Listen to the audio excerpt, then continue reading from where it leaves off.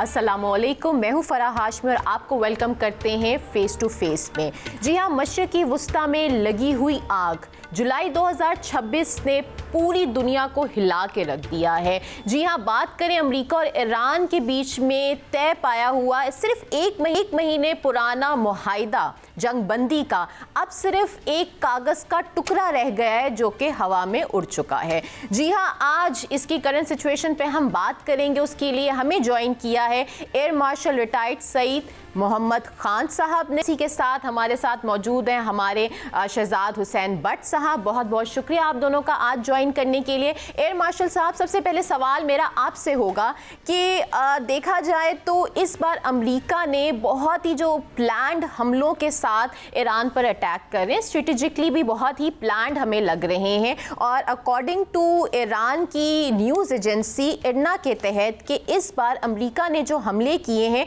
वो रिहायशी इलाकों पर किए गए हैं और पुलों को निशाना बनाया गया है, इंक्लूडिंग हमारे चाबहार पुल पर भी उसको तबाह कर दिया गया है हमले से। तो आपको क्या लगता है ये तमाम जो हमले हुए पाकिस्तान की सरहद के बहुत नज़दीक हुए हैं, तो क्या इससे पाकिस्तान की सिक्योरिटी पे कोई असर पड़ेगा?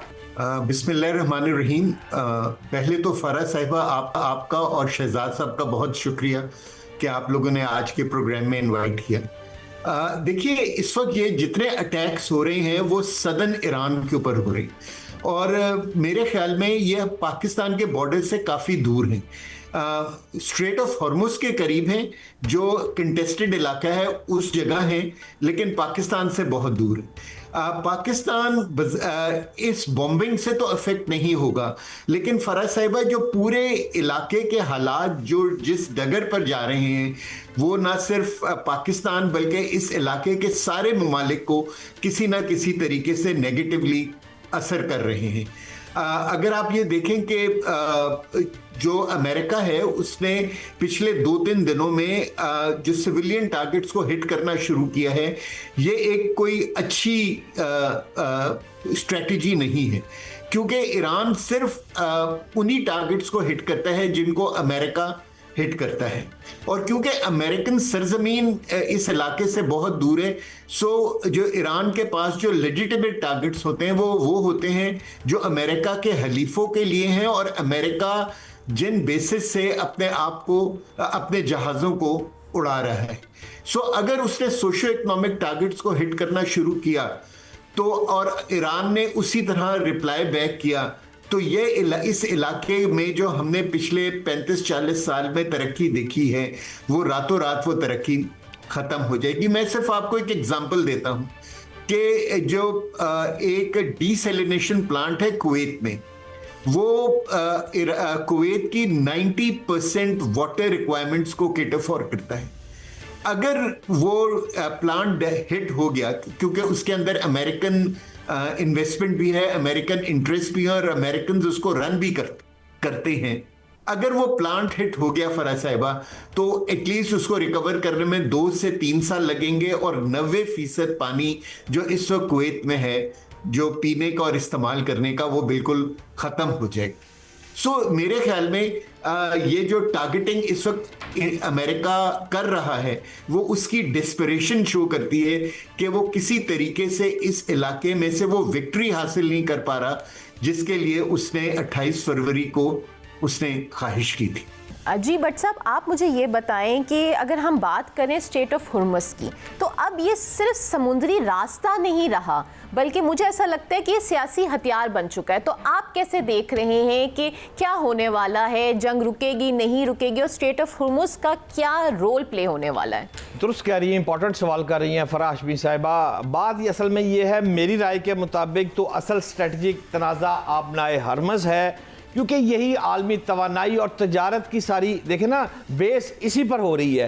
ईरान और अमेरिका के दरमियान लोग कह रहे हैं, अपनी अपनी राय है, मेरी राय है कि वो लोग कहते हैं कि यूरेनियम, मैं कहता हूँ यूरेनियम की बात कम पीछे रह गई है, उनके पैसे फंसे हुए हैं, वो बातें पीछे रह गई हैं, ये सारे मिसाइल वगैरह बात आ गई है आबनाए हरमज़ पर। और आबनाए हरमज़ को जो कंट्रोल करेगा वो खलीज की मुआशी शहरक पर असरअंदाज होगा और यही वो पॉइंट है। अब मैं आपको पंजाबी में आसान ज़बान में अपने नाज़रीन को बताऊं, एक होता है जिन को आप मिसाइल मारते हैं, F-16 भिजवाते हैं, जिन नहीं मरता।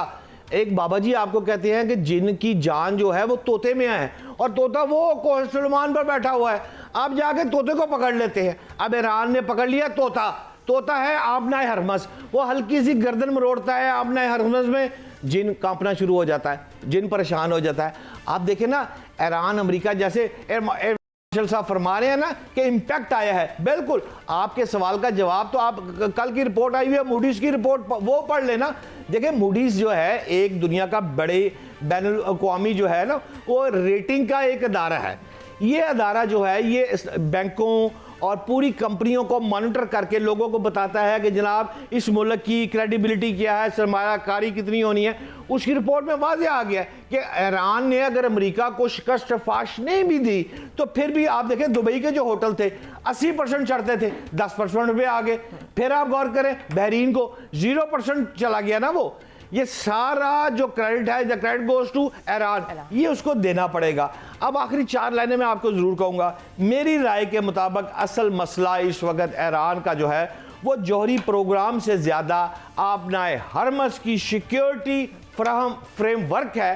वो है असल मसला जो ईरान के दरमियान और अमेरिका के दरमियान मुस्तकिल अमन अगर होना है तो आबनाए हरमस पे जाके फैसला होगा कि इसको कैसे करना है। अच्छा, एक दिलचस्प बात भी एयर मार्शल साहब, मैं आपसे भी एक दिलचस्प सवाल पूछना चाहता हूं। मेरे पास जो रिपोर्ट आई है कि इन 6 रवा साल में अगर आप गौर करें तो जंग मार्च अप्रैल में तो अरूज पे गई हुई थी, बम भी बम तबाह, पूरा मशरक़ वस्ता, ईरान अमेरिका लड़ाई मार कुटाई। लेकिन सवाल ये है कि पाकिस्तान से 3 लाख अफराद मशरक़ वस्ता में नौकरी करने चले गए। हम बहुत ज़्यादा बहादुर कौम हैं, हमें जान की परवाह नहीं, हम शहीद हो जाते हैं, या मुआशी तौर पर मेरा मुल्क इतनी परेशानी में मुब्तला है कि दुनिया भारत के बंदे वापस चले गए, यूरोप के बंदे वहाँ से मशरक़ वस्ता वापस चले, और मेरा 3 लाख बंदा पाकिस्तान से वहां चला गया। क्यों चला गया मार्शल साहब, आपकी क्या राय है? मेरे ख्याल में ये जॉब अपॉर्चुनिटी एक पाकिस्तानियों को मिली, और मेरा ख्याल है कि क्योंकि पाकिस्तानी एक बहादुर कौम है, जिस तरह भट्ट साहब आपने खुद फरमाया, और हम अपने आप को एट होम फील करते हैं गल्फ कंट्रीज के अंदर, तो हमारे लोगों ने इस मौके का फायदा उठाया और 3 लाख बंदा वहां चला गया। ऐसा हरगिज कोई चीज नहीं है कि क्या कहते हैं कि इस वक्त मुल्क के हालात कुछ इतने खराब हैं कि लोगों को यहाँ रोजगार नहीं मिल रहा। लेकिन देखिए पूरी दुनिया के अंदर जो मिडिल इनकम कंट्रीज होती हैं उनके यहाँ ये एक बिल्कुल ऐसा होता है कि लोग दूसरे ममालिक में जाके बेहतर रोजगार के सिलसिले में अपने आप को एडजस्ट करते हैं। सो मेरे ख्याल में ये जो 3 लाख बंदा है जो आप कह रहे हैं कि वो गया है, क्योंकि ये हिंदू और जो यूरोपियंस थे वो गल्फ से भाग गए, सो उन वैकेंसीज को हमारे हायर एजुकेटेड क्लास ने और वर्किंग क्लास ने उसको लाने की माजरत चाहता हूं मार्शल साहब। क्या मेरी जो राय थी कि यूरेनियम असल मसला नहीं है ईरान का, असल मसला आबनाए हरमस है, जो उसको कंट्रोल करेगा वही फाते होगा। एम आई राइट और रॉन्ग सर? जी भट्ट साहब आप सही फरमा रहे हैं। देखिए जब से ये जंग शुरू हुई है, अमेरिका जो है ना वो अपनी प्रायोरिटीज को चेंज करता रहा है।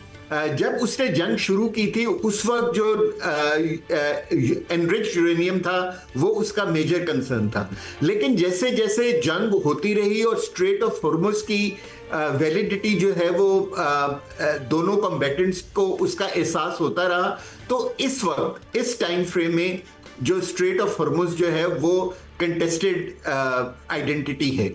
देखिए हमें जो है ना क्या कहते हैं ये समझने की जरूरत है कि जो स्ट्रेट ऑफ हॉर्मुज के अंदर ये जो झगड़ा हो रहा है ये एक्चुअली जो MOU इस्लामाबाद MOU है उसकी वायलेशन।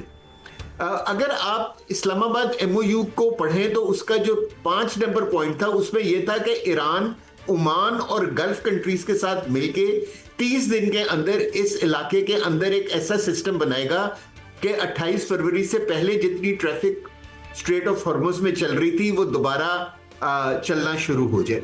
ये जब अमेरिका ने देखा कि स्ट्रेट ऑफ हॉर्मुज तो इतनी स्ट्रेटेजिक चीज हो गई है, तो अमेरिका ने अपने 5th फ्लीट को कहा कि जी के इस इलाके के ऊपर आप कब्जा करने की कोशिश करें। और ये जो अमेरिकन ख्वाहिश है, इसकी वजह से जो है ना ये कॉन्फ्लिक्ट अब इस जगह पहुंच गया। लेकिन एयर मार्शल और साहब, ईरान जो है वो किसी हालत में आप कह रहे हैं अमेरिका को ये इलाका कंट्रोल करने नहीं देगा। लेकिन देखिए यहाँ पर एक छोटा सा स्टोरी में ट्विस्ट ये आता है कि वाइस प्रेसिडेंट कह रहे हैं कि इजराइल जो है वो ये पीस टॉक कामयाब होने नहीं दे रहा। तो इसका मतलब क्या हम ये समझ रहे हैं कि अमेरिका और इजराइल के बीच में भी ताल्लुकात खराब हो रहे हैं? क्योंकि देखा जाए इस पर एक और मैं नेक्स्ट पॉइंट आपको ये बयान करना चाहूंगी कि इजराइल और ईरान इस जुलाई के महीने में एक दूसरे पे हमले करते हुए नजर नहीं आ रहे। तो क्या कहेंगे आप, इन दोनों सवाल को किस तरीके से एक्सप्लेन करना चाहेंगे? देखिए फराह साहिबा, जो क्या कहते हैं, let's talk about America first. ये बहुत पॉसिबल है कि प्रेसिडेंट ट्रंप और जो वाइस प्रेसिडेंट है जेडी वैंस, वो दोनों या तो आई टू आई नहीं देख रहे हैं, या शायद ये हो सकता है कि ये भी उनके एक स्ट्रेटजी का हिस्सा हो। देखिए जब इस्लामाबाद MOU साइन हुआ था और पहले 40 दिन की जंग हुई थी इस इलाके के अंदर, तो अमेरिका और इजराइल जो के एग्रेसर्स थे, दोनों को यह अंदाजा हो गया था कि जब तक इजराइल इस इलाके में इस टाइम एंड स्पेस के अंदर एक्टिव होगा, गल्फ कंट्रीज के लिए बहुत मुश्किल है कि वो अमेरिकन कैंप में अपने आप को एक्टिवली इन्वॉल्व करें। सो मैं इसको इस पॉइंट ऑफ व्यू से देखता हूं कि इजराइल और अमेरिका ने बड़ी स्ट्रेटजी के साथ अपने आप को जो है ना डिवाइड करके अपने वेरियस थिएटर्स के अंदर अपने मकासद को हासिल करने। अमेरिका जो है वो ईरान थिएटर को गर्म रख रहा है और ये अटैक्स करके वो इंश्योर कर रहे हैं कि दुनिया की अटेंशन इस तरफ रहे, जबकि इजराइल जो है वो खामोशी के साथ लबनान, गाजा और सीरिया के अंदर अपनी इंग्रेस को कर रहा है। अगर आप पिछले 2-3 महीने में देखें फराज साहिबा, इजराइल ने बहुत खामोशी के साथ 70% गाजा के ऊपर कब्जा कर लिया है, 25 से 30% लबनान के ऊपर कब्जा कर लिया है, और वो इवन सीरिया के अंदर भी पहुंच चुका है, कुनेत्रा तक पहुंच चुका है, जिसका मतलब है कि वो दमिश्क से सिर्फ 15-20 किलोमीटर। काबिल एहतराम एयर मार्शल साहब, यहां तक आप ठीक कह रहे हैं, हम आपसे मुत्फिक भी हैं। फराह, मुझे लग रहा है कि किसी ब्रेक पे जाने के मूड में लग रही है। एक शार्प सा सवाल मेरा रह गया है। 14 अगस्त पाकिस्तान आ गया है, आप तो हवाओं के बादशाह है, एयरफोर्स को मुझसे ज्यादा समझते हैं। कोई खुशखबरी दे रहे हैं, छोटी वाली या बड़ी वाली खुशखबरी है? 14 अगस्त पे क्या आ रहा है? बड़ा सामान बताना पसंद करेंगे, कॉन्फिडेंशियल है, लेकिन कुछ हल्का सा इशारा फरमा दे एयर मार्शल साहब। मेरा ख्याल है कि ये इस खुशखबरी को मैं चाहूंगा कि एयरफोर्स आपको ब्रेक करे, लेकिन मैं आपको और आपके नाजरीन को ज़रूर बताना चाहता हूं कि इंशाल्लाह इस 14 अगस्त को पाकिस्तान एयरफोर्स अपनी नई कैपेबिलिटी का इजहार करेगी, और जो है वो कैपेबिलिटी जो है वो पाकिस्तान को इंडिया से एटलीस्ट 10 से 15 साल आगे कर देगी एयर वॉरफेयर के अंदर। हमने मार्के हक में इंडिया को शो किया कि हम स्ट्रेटजी में और टैक्टिक्स में उनसे बहुत बेहतर है, और हमारे पास वो वेयर विदॉल मौजूद है जहां हम उनको बहुत बुरी शिकस्त दे सकते हैं। लेकिन इंशाल्लाह इस 14 अगस्त को आप देखेंगे कि वो कैपेबिलिटी भी बहुत एडवांस शेप में पाकिस्तान एयरफोर्स पेश करेगा, और इंशाल्लाह अल्लाह ने चाहा तो एक नया वेपन सिस्टम भी पाकिस्तान एयरफोर्स के अंदर इंडक्ट हो जाए। बहुत बहुत शुक्रिया। वी ऑल लुकिंग फॉरवर्ड 14 अगस्त को फोर्स पूरे पाकिस्तान को क्या सरप्राइज देती है। इसी के साथ अब वक्त हुआ जाता है एक छोटे से ब्रेक का। आपसे मुलाकात होगी इस ब्रेक के बाद।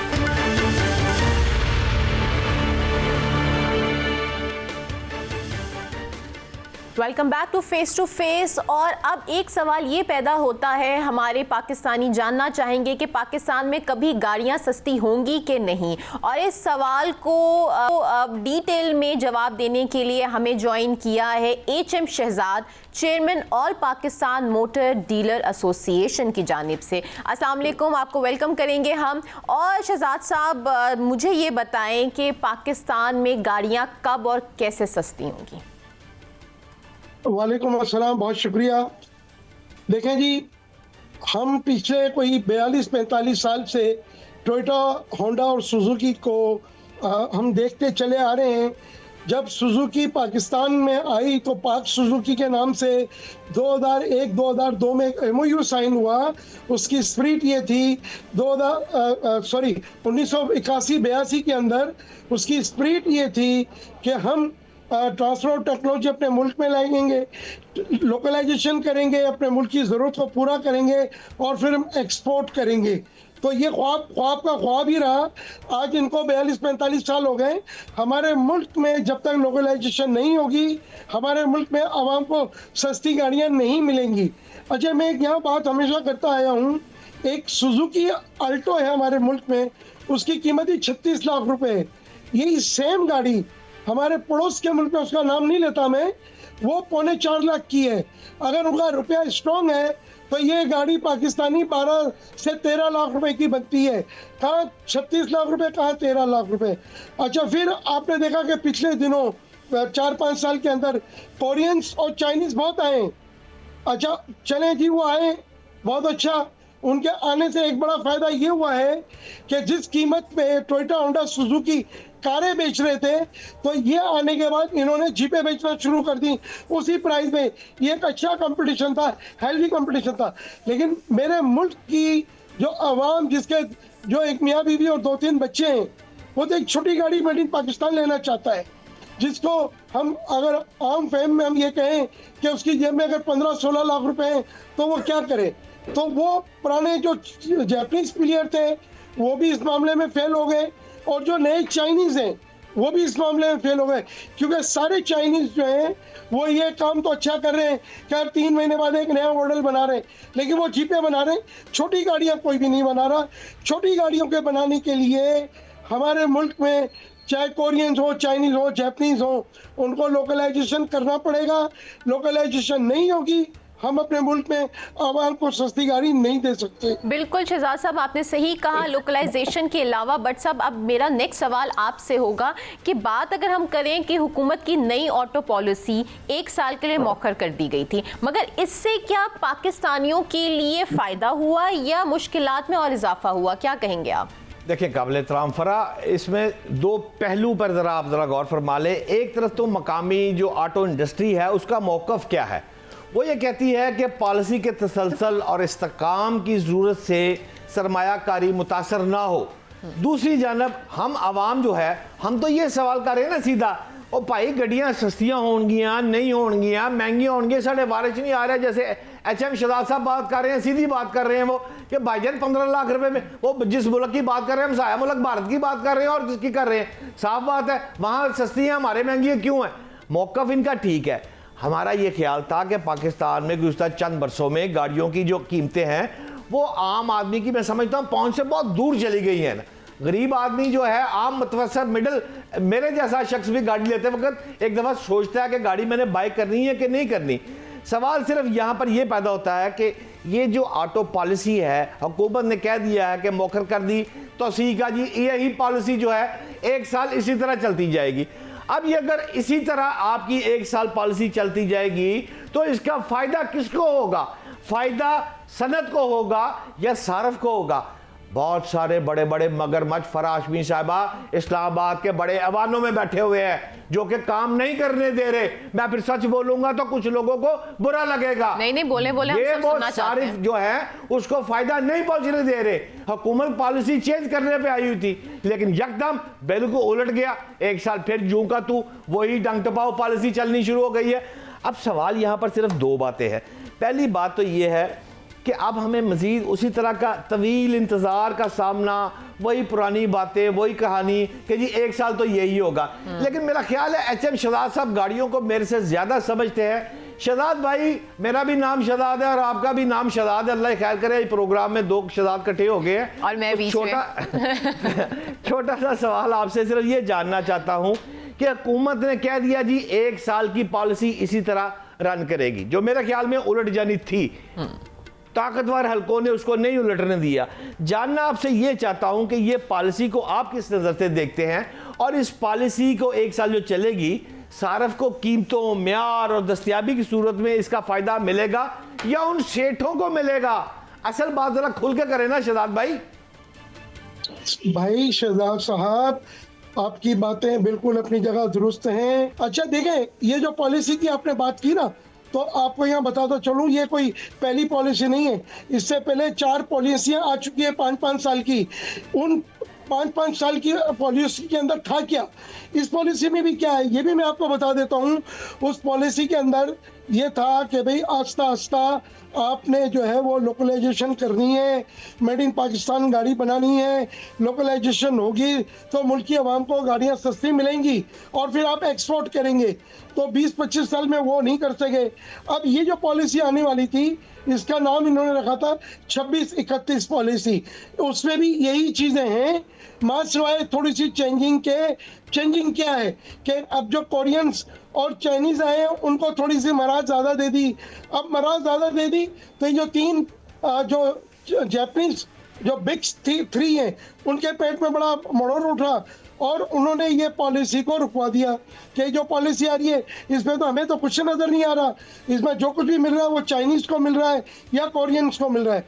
अच्छा देखें, हमारी हुकूमत भी क्या कमाल के काम करती है कि इस कारोबार से वाबस्ता जो लोग हैं उनको तो बिठाती नहीं है इन पॉलिसी को बनाने में, उन लोगों को बिठाती है जिनके मफाद होते हैं।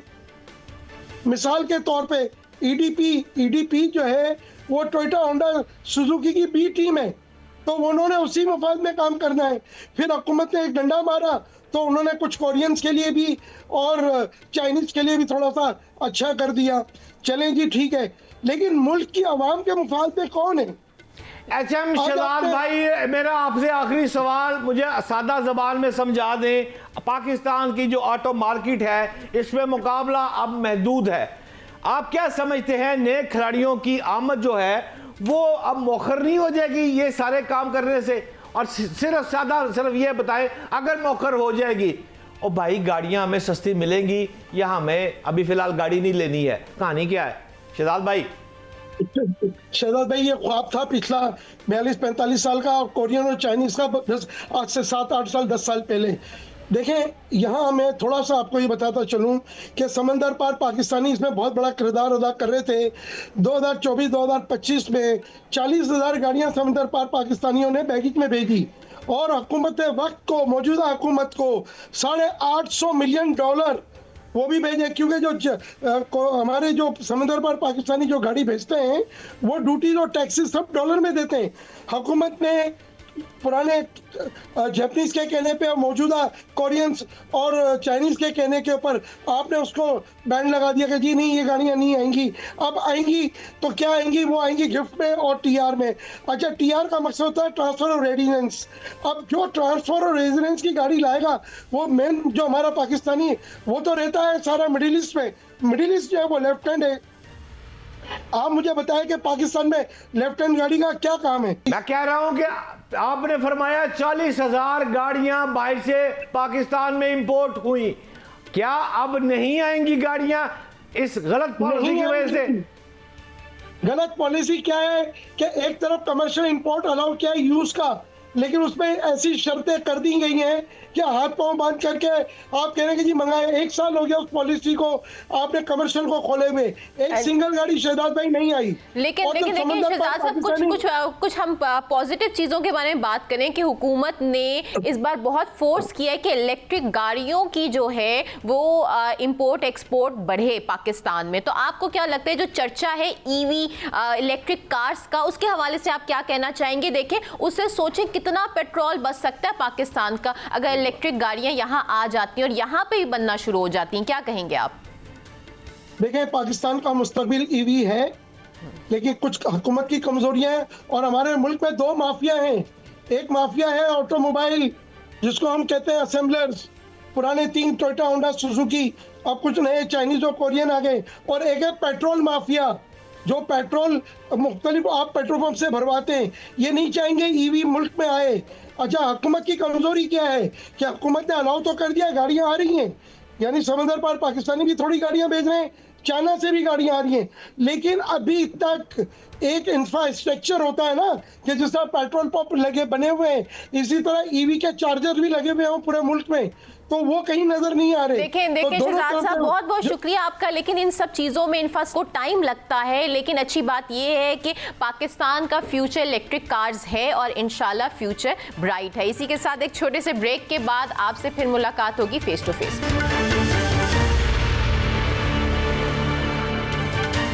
वेलकम बैक टू फेस और अब बात करते हैं क्राइम की दुनिया से। जी हां, माजिद सत्ती केस का फैसला, बाअसर फर्रुख खोकर को उम्र कैद, कानून की जीत या असल कहानी अभी बाकी है। जी हां, एडिशनल डिस्ट्रिक्ट एंड सेशन जज अफशा एजाज सूफी ने 14 जुलाई 2026 को यानी तकरीबन 4 साल के बाद तवील ट्रायल के बाद कारोबारी शख्सियत माजिद सत्ती के कत्ल का तारीखी फैसला सुना दिया। और इस कहानी के ऊपर और डिटेल में रोशनी डालने के लिए मेरे साथ मौजूद हैं हमारे स्टूडियो में crime expert senior journalist Naeem Mustafa साहब। अस्सलाम वालेकुम, थैंक यू फॉर ज्वाइनिंग। अच्छा, पहला सवाल, इस माजिद सत्ती केस का 4 साल के बाद कहा जाता है तारीखी फैसला है, क्या कहेंगे इस पर आप? देखें, मैं नहीं समझता कि वो ऐसी बड़ी तारीख रकम कर दी है फिर फैसला दे के। माजिद सत्ती का कत्ल जो था उसमें फर्रुख खोकर अबेटमेंट का मुल्जिम है, वो एहानत जुर्म का इल्ज़ाम है उस पर, और फर्रुख खोकर पे कहीं 302 की मौजूदगी नहीं दिखाई गई। 3 शूटर और एक मरकज़ी मुल्जिम, उसका मरकज़ी मुल्जिम है फरहान मलिक। अच्छा, जो आज तक गिरफ़्तार नहीं हुआ। अच्छा, और वो आजकल दुबई में है।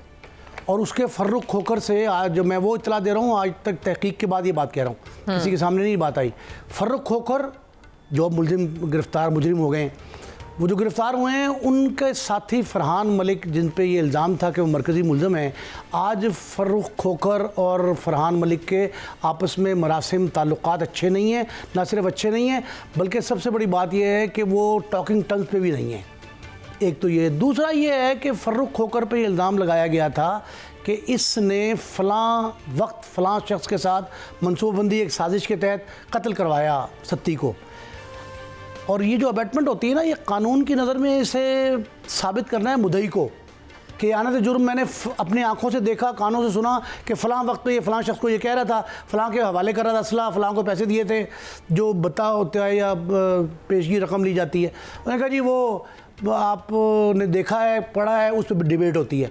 इस तरह की कोई चीज़ मुझे इस केस में दिखाई नहीं दी। अच्छा, अब तक की जो सूरत हाल है उसमें अदालत ने फ़ैसला दिया है, तकरीबन 2022 में कत्ल हुआ है, 2026 में 4-4.25 साल बाद ये फ़ैसला हुआ। उस फैसले से पहले मुसलसल ज़मानत पे चल रहे थे फर्रुख खोकर, और ये ज़मानत जो बादस गिरफ़्तारी या क़ब्ल गिरफ़्तारी मुकम्मल चलती रहती है इतने अरसे तक, वो निस्फ़ ये समझा जाता है कि बरियत है, आधी बरियत कहते हैं उसको। अब ये आधी बरियत जब हो चुकी थी, उसको फ़ैसले के दिन बुलाया गया और बुला के बयान कर दिया गया। इसके माने जो है ना, इसके क्या हैं, जब ये हाई कोर्ट में जाएंगे पेशी में, तो मेरा ख्याल है कि ये शायद 1 माह में जो है ये इसका फैसला अदरवाइज रिबटल की शक्ल में आ सकता है। अच्छा, ये असल सूरत हाल है। अब भट्ट साहब ये बताएं कि फर्रुख खोकर की कोई इनसाइड स्टोरी के हवाले से, ये तो सारी चीज़ें मंजर आम पर हैं, आपकी इनसाइड स्टोरी क्या है? देखें फराह हाशमी साहबा, फर्रुख खोकर जो है वो एक मारूफ टिकटॉकर है, वीलॉगर है, और जनाब वड्डा डेरा 65 से ज़ायद गाड़ियाँ एक वक्त में निकलती हैं उसके डेरे से। अच्छा, अब अंदाज़ा लगाए ना कि रूट लग रहा है ना, 65 से ज़ायद गाड़ियाँ का काफ़िला निकलता है, सैकड़ों कनाल एक्सप्रेस हाईवे ना इस्लामाबाद, उसके साथ ये वो निकल रहा है। अब इसका जो बाप है वो ताजी खोकर, वो जेल में उसकी टांगें काटी गई थी क्योंकि शुगर के बायस वो बीमार हो चुका था। और उस वक्त में जब आपको याद होगा वज़ीर दाखिला होते थे 2013 में, मेरा ख्याल है चौधरी निसार साहब, उन्होंने इसको भाभी के कत्ल में एक दफ़ा गिरफ्तार करवाया था। फिर शुगर के बायस इसका वालिद, बहुत मतलब बड़ा कब्जा ग्रुप लेवल का आदमी, उसकी सीट पर बैठ गए थे ये भाईजान फर्रुख खोकर। अच्छा, अब जब फर्रुख खोकर साहब बैठ गए तो फर्रुख खोकर साहब के ये शोल्डर पर आसफ जरदारी साहब ने भी हाथ फेरा, और अब लेटेस्ट फजलुर रहमान साहब ने भी इसके घर जाके खाना खाया और दुआएं दी, अल्लाह पाक बेटे तुम्हें और मज़ीद तरक्की दे। अब इसका मैं सिर्फ आपको अंदाज़ा दे रहा हूँ कि इसका कैलिबर देखे क्या है। अब जो बात की है किबला मोहतरम नईम मुस्तफ़ा साहब ने कि ये आ जाएगा 1 माह के बाद, मैं इस बात से डिसएग्री करता हूँ और शाह जी से यही जानना चाहूँगा कि शाह जी इतनी देर केस चलता रहा, फजलुर रहमान साहब ने खाना भी खाया, शोल्डर पर हाथ फेर के दवाएं भी दी, अब उसके बाद फौरी तौर पर इसको सजा हो गई। किस तरह आपने कह दिया कि एक माह रिहा हो जाएगा? जनाब अभी तो चक्की पीसनी पड़ेगी ना शाह जी। मैं फरा बताऊं इस बात? जी जी बिल्कुल। भट्ट साहब ने अधूरी तारीफ की है उनकी, अच्छा और उस डेरे का तस्करा सानियन किया है। अच्छा। वो जो डेरा है ताजी खोकर का डेरा, ताजी खोकर का असल नाम था मुमताज़ अली खोकर। मुमताज़ अली वो ताजी खोकर के नाम से मशहूर था। उस डेरे पर आई विटनेस अकाउंट बता रहा हूँ, मियाँ मोहम्मद नवाज शरीफ बतौर प्राइम मिनिस्टर, अच्छा, मोहतरमा बेनज़ीर शहीद बतौर प्राइम मिनिस्टर, दोनों उस डेरे पे जाते थे। मौलाना फजल रहमान आप गए हैं, और ये जो मैंने आपसे कहा कि निस्फ ज़मानत होती है, निस्फ बरियत होती है, जब ज़मानत चल रही होती थी कंटिन्यूस, 3 साल 3.5 साल तक ज़मानत चलती रही उनकी। उस दौरान कोई किसी ने एतराज़ नहीं उठाया, किसी सरकारी वकील ने तक नहीं कहा कि ये हमें रिक्वायर्ड है। शाह जी उस तकरीब में तो उसने वाज़ेह तौर पर कहा था कि आप दरूद वाले, हम बरूद वाले, ये तो फिक्रा मार्केट में आया था। ओके, अब ये सुने, एक और बात सुनने। फर्रुख खोकर के वालिद मरहूम ताजी खोकर उम्र भर पीपल्स पार्टी के साथ रहे। ठीक है। उनका डेरा पार्टी का मरकजी दफ्तर था पिंडी में। दूसरी बात, फर्रुख खोकर अपनी अहलिया के कत्ल में गिरफ्तार हुए। अच्छा, अपनी बीवी के कत्ल में। उनके ब्रदर इन लॉ अली, तो उस पर सजा नहीं मिली उन्हें? सुने, अभी तक उसमें जमानत में, बर जमानत है। अली रिमशा उनके की बात कर रहे हैं, रिमशा उसकी बीवी का नाम। हाँ, रिमशा। अली उनके ब्रदर इन लॉ हैं जो मुद्दई थे इसके मुकदमे के। अली के पास हैं इनके 3 बच्चे फर्रुख खोकर के। अच्छा। 4 बच्चे थे, एक बच्ची ज़हनी माजूर थी, वो इंतकाल कर गई, खुदा के पास चली गई। 3 बच्चे अली के पास हैं। इस वक्त एक तरफ ससुराल का वो प्रेशर, दूसरी तरफ सियासी दबाव। इस वाक़े से 1 माह पहले फर्रुख खोकर जा रहे थे अर्ली मॉर्निंग नमाज फजर के वक्त, बड़ा काफ़िला, भट्ट साहब ने कहा काफ़िला बड़ा लहीम शहीम काफ़िला, उस काफ़िले के साथ जा रहे थे। रावलपिंडी का खन्ना पुल है बड़ा मशहूर, इस्लामाबाद और रावलपिंडी को जोड़ता है, एक्सप्रेस हाईवे पे। उस हाईवे पे पुलिस ने रोक लिया नाके पे। अच्छा। उन्होंने कहा जी ये असला क्लाशनकोफ़े इतनी बहुत सारी, आप कहाँ जा रहे हैं? उन्होंने कहा जी हम मालाकंड जा रहे हैं। उन्होंने कहा सुबह मालाकंड? उन्होंने कहा 6:30 पे जलसा है उनका JUI का, हमने मालाकंड 2.5 घंटे में पहुँचना है। उन्होंने कहा ओके, आप मालाकंड से पहले आप ज़रा यात्रा करें नहीं, मगर इसका थाने की। मतलब नईम साहब, इसको हम शॉर्ट करें तो आप मुझे ये बताएं, क्या सियासी जमातों ने हाथ उठा लिया, यानी कि 4 साल के बाद अब जाकर के अगर सजा हुई है तो अब? ओ भाई, अब तो सियासतदान बड़े थे वो, पहली बार बाप के पुरानी जानशीनी को पीपल्स पार्टी की छोड़ के अब वो बने थे JUI के रहनुमा। अब तो सियासी सरपरस्ती उनकी ज़्यादा थी। खिताब किया उन्होंने मालाकंड डिवीज़न के मरकज़ी जलसे में JUI के। वो जो प्लानिंग थी, एहतजाज की कॉल जो दी थी मौलाना साहब ने, उसके वो जो ऑर्गेनाइजिंग कमेटी उसके सरबराह थे वो। यानी कि तो आप कहना चाह रहे हैं कि टेम्परेरी सजा मिली है, ये दोबारा से? भाई सजा जो देखे, उनके पास हक हैं 2, अभी 3 है बल्कि। अच्छा। एक सजा का हक है हाई कोर्ट जाएंगे, दूसरा सुप्रीम कोर्ट है, तीसरा सदारती भी वो इख्तियार होता है। ये सारी बातें अपनी जगह पे हैं। शाह जी मान ली आपकी बात यहाँ तक ठीक है जनाब, आप वो हाई कोर्ट में जाएंगे, वहाँ से रिलीफ मिल सकता है, आपकी राय है, मेरी नहीं सर। मैं किबला आपसे ये जानना चाहता हूँ कि 200-250 कत्ल के बाप पर मुकदमात, वो जेल चला गया, बेटा फ़र्क जो है ताजी भी चला गया, फ़र्क भी चला गया जेल। वो जनाब इतने रौले, कब्ज़ा ग्रुप मलक रियाज भी बीच में आ गया, उसकी लैंड का ये भी इल्ज़ाम लग गया कि जी उसके लिए ज़मीनों का कब्ज़ा करते हैं। तो फिर यार किस बात पर हम दोनों लड़ते रहते हैं कि CCD लाहौर में ज्यादती कर रही है, CCD लोगों को मार रही है, फिर वो ठीक कर रही है ऐसे लोगों को मार के, या फिर वही बात मावराए आइन कत्ल गलत है? गलत कर रही है, कैसे CCD ठीक कर रही है? मेरी बात सुने, CCD अब डिफेंसिव क्यों हो गई? वजह क्या है? अदालतों में जब पता लगा कि आप पेश हों, तो आपको पता है कि 3 दिन की मुसलसल मेहनत के बाद IG पंजाब पुलिस को न्यूज़ कॉन्फ्रेंस में साथ बैठाने मजबूर किया गया। बड़ी ऊपर की सतह पर सियासी दबाव के तहत IG बैठे, IG ने इनकार कर दिया था कि मैं इस न्यूज़ कॉन्फ्रेंस में नहीं बैठूंगा। CCD का जो हशर हो रहा है, जिन हालात का उनको सामना है, अदालत में जो कुछ उनके ख़िलाफ़ गवाहियाँ पेश हुई हैं, शहादतें आ गई हैं, आफ्ताब बाजवा साहब के भी दोस्त हैं, मारूफ कानूनदान हैं, उन्होंने जो केसेस किए हैं उन पे, उसके बाद CCD बैकफुट पे गई है। बैकफुट पे गई है। शाह जी फरा जा रही है ब्रेक पर। मेरा आखिरी शार्प सवाल, शार्प जवाब, पंजाब में क्राइम कंट्रोल हुआ है या नहीं हुआ? पहले से कहीं बढ़ गया है। हर रोज़ एक नया वाक़या सामने आता है, पिछले वाक़े पे ओवरलैप करता है और उस पर गालिब आ जाता है उस वाक़े पे, और नया वाक़या जो है वो सर उठा लेता है। आप पिछले 3 माह में वाक़यात चेक कर लें। एक दूसरा ये है कि 2000 के लगभग पुलिस मुकाबले करने के बाद कोई ऐसा दिन मुझे बताएं कि लाहौर जैसा बड़ा मेट्रोपॉलिटन जराइम से पाक हुआ हो। एक दिन बता दें। बिल्कुल सही, इस पर हम दोबारा बात करेंगे। अब यहाँ पे प्रोग्राम का वक्त हुआ जाता है खत्म। आपसे मुलाकात होगी नेक्स्ट शो में। This was your host Farah Hashmi signing out. Pakistan जिंदाबाद।